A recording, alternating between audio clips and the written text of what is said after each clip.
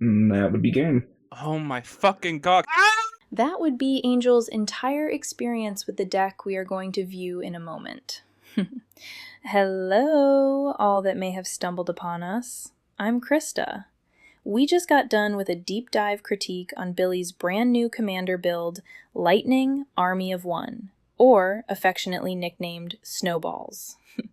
This isn't your average Boros deck, oh no. It's a Voltron / Spell-Slinger hybrid trying to fix red and white's classic problems, card draw and going late. The entire deck hinges on Lightning's unique ability called Stagger.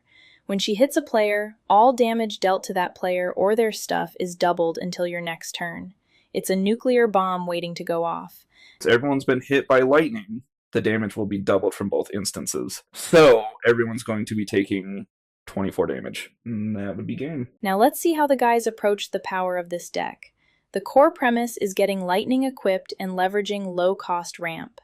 Alan saw the low mana advantage from the start. It's a 3 low mana cost deck where you can run it with 3 lands if needed. Alan also correctly pointed out the central truth. The equipment artifacts are the most crucial part of this deck.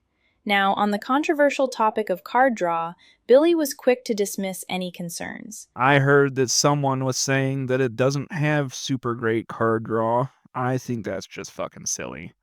Because when we look into it, we have Wheel of Fortune, we have Wylith, the Buster Sword, Azer's Gateway, Sword of Fire and Ice, and Strand Senior Artificer, all of which have stupid high draw potential. And Billy is absolutely right about the potential degeneracy here. The equipment suite is insane. The real star is the Genji Glove, which is mathematically lethal, providing double strike and an extra combat phase for a single combat player elimination.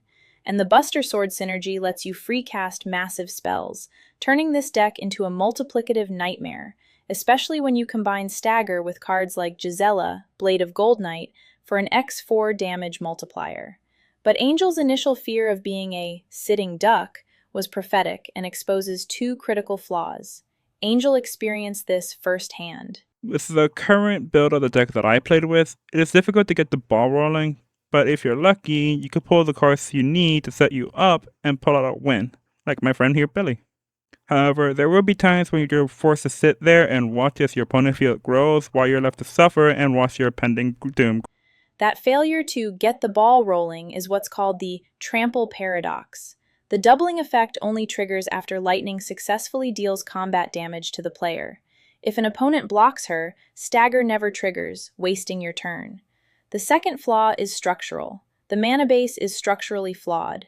They included Maze's End as an alternate win condition, which requires 10 unique gate lands, but the critique counted that they only included 9. That's a mathematically impossible win condition that actively slows down the early game. This brilliant, high-powered shell needs 3 specific cards to reach its true lethal potential. First, fix the gates by adding Planar Nexus or Thran Portal. Second, solve the evasion issue by adding Whisper Silk Cloak. And finally, the biggest miss. They conspicuously omitted Aggravated Assault, which creates an infinite combat loop when paired with the Reaver Cleaver. So who was right? Alan rated the deck a 4.5 out of 5, and Billy gave it a perfect 5 out of 5, proud of its multifaceted nature. Angel, however, gave it a 3 out of 5, saying it could definitely use some work. Sorry, Billy.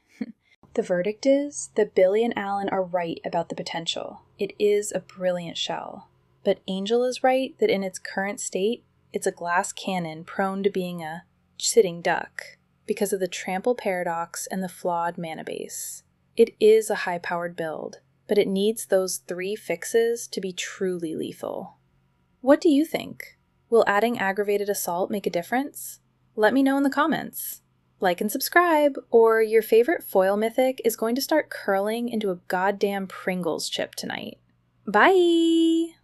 But it's too late now, I remember you and me, and how careless we could be. All day and all night, we'd stay up, it felt so right. We were so young, we were so dumb, we would get drunk.